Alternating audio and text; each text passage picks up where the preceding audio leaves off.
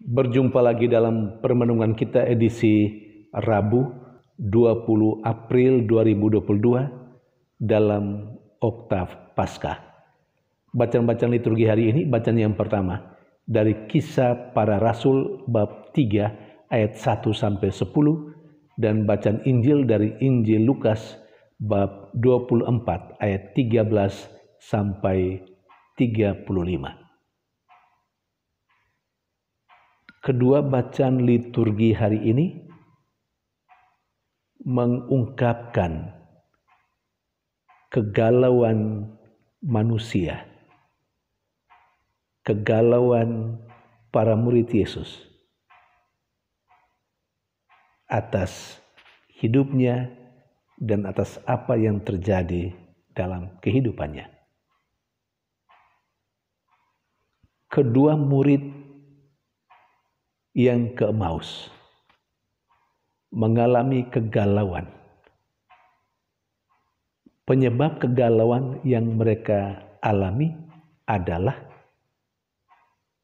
Yesus, guru yang berada bersama mereka selama kurang lebih 3 tahun, yang adalah seorang pengajar yang berwibawa, seorang yang melakukan perbuatan-perbuatan mujizat yang luar biasa.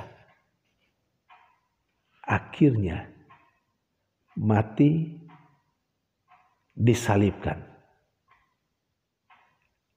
Semua itu terjadi menurut kedua murid ke Emmaus dalam bacaan Injil hari ini, itu karena imam kepala orang-orang Yahudi yang mengeksekusi, yang menghendaki kematian Yesus. Karena itu mereka sebagai kelompok yang berada bersama dengan Yesus mengalami semacam ketakutan. Mereka seakan tidak punya pegangan lagi. Karena memang hidup mereka selama itu sekurang-kurangnya atau kurang lebih 3 tahun selalu bergantung pada Yesus. Dan sekarang ternyata Yesus dibunuh oleh kaum tua-tua, oleh imam-imam kepala bangsa Yahudi. Kegalauan itulah yang mereka percakapkan dalam perjalanan ke Emmaus. Namun ceritanya menjadi menarik. Yesus hadir sebagai orang asing mereka tidak kenal. Yang mereka tidak kenal, yang menghampiri mereka dalam perjalanan itu, berdialog dengan mereka tentang kegalauan yang mereka hadapi. Bahkan sebagai orang asing, Yesus memberikan penjelasan. Penjelasan tentang bagaimana Mesias harus mengalami penderitaan. Saudari dan saudara yang terkasih, kegalauan yang sama juga dihadapi oleh seorang yang sakit lumpuh, seorang laki-laki yang sakit lumpuh yang berada di Bait Allah menurut bacaan pertama hari ini. Dia galau karena dia dalam situasi yang seperti itu. Situasi di mana keadaan fisiknya penuh dengan kelemahan. Karena itu dia hadir di pintu gerbang Bait Allah untuk meminta sedekah. Saudari dan saudara yang terkasih, seperti para murid Yesus, tidak menyadari bahwa orang asing yang menghampiri mereka adalah Tuhan sendiri, adalah Yesus yang bangkit. Mereka tidak mengenalnya pada awalnya. Pada saatnya mereka akhirnya mengenal Yesus.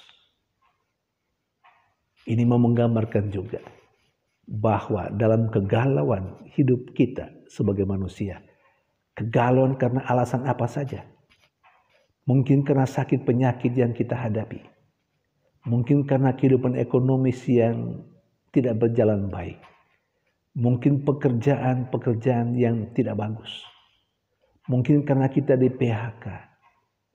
Ada banyak yang menyebabkan kegalauan dalam kehidupan kita. Dan pada saat-saat seperti itu, kita merasa sendirian. Kita merasa kehilangan pegangan hidup kita. Kita sangat merasa keterpurukan. Dan saat-saat seperti itu juga, kita tidak mengalami kalau Tuhan mendampingi kita. Kita bahkan merasa Tuhan meninggalkan kita. Namun, sebagaimana pengalaman murid di Emmaus, banyak kali atau terkadang Tuhan yang menyertai dan mendampingi kita dalam perjuangan hidup kita, dalam kegalauan hidup kita, itu sungguh tidak kita sadari.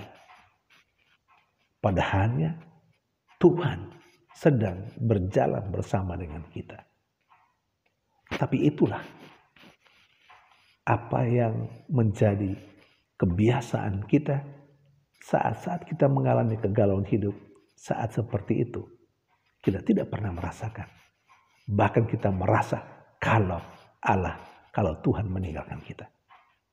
Tapi pengalaman murid di Emmaus mau mengatakan sebuah kebenaran kepada kita bahwa Tuhan tidak pernah meninggalkan kita dan Tuhan pada waktunya yang tepat selalu berada bersama kita, berjalan bersama kita, menghampiri diri kita saat-saat kita mengalami kegalauan dalam hidup.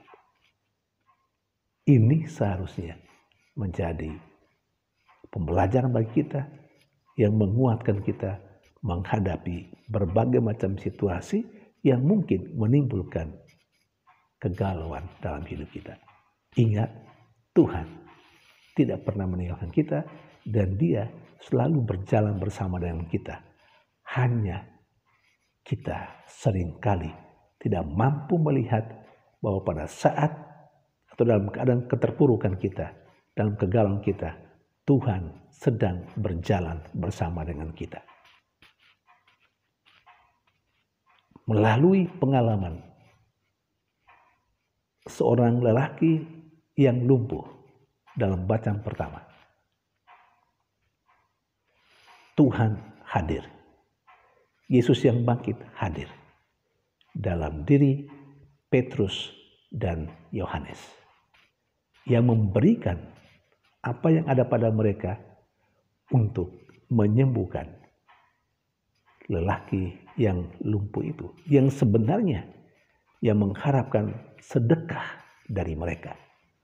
Tetapi Petrus berkata, emas dan perak tidak ada pada kami, tetapi yang ada pada kami akan kami berikan kepadamu. Yang ada pada mereka adalah kuasa, kekuatan di dalam nama Yesus yang bangkit. Karena itu Petrus berkata kepada lelaki lumpuh itu, dalam nama Yesus, bangunlah, sembuhlah. Dan memang orang lumpuh itu akhirnya mengalami kesembuhan. Ingat, Yesus hadir dalam diri Petrus dan Yohanes. Yesus dengan segala kekuatannya hadir dalam diri Petrus dan Yohanes untuk menyembuhkan lelaki lumpuh itu.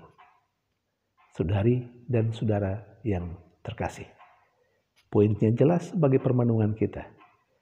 Dalam keadaan paling kritis dalam kehidupan kita, dalam kegalauan hidup kita, dalam keterpurukan hidup kita, karena alasan apa saja, Tuhan selalu mendampingi kita. Hanya kita kurang menyadari kalau Tuhan berjalan bersama kita untuk mengatasi persoalan hidup kita. Yang kedua, Tuhan hadir melalui siapapun yang berkehendak baik menolong kita, menyapa kita, meneguhkan kita. Kita pasti mengalami Tuhan yang berjalan bersama dengan kita melalui sesama kita. Nah, sekarang giliran kita untuk menjadi tanda kehadiran Allah untuk orang lain yang ada di sekitar kita yang mungkin mengalami kegalauan itu. Tuhan memberkati.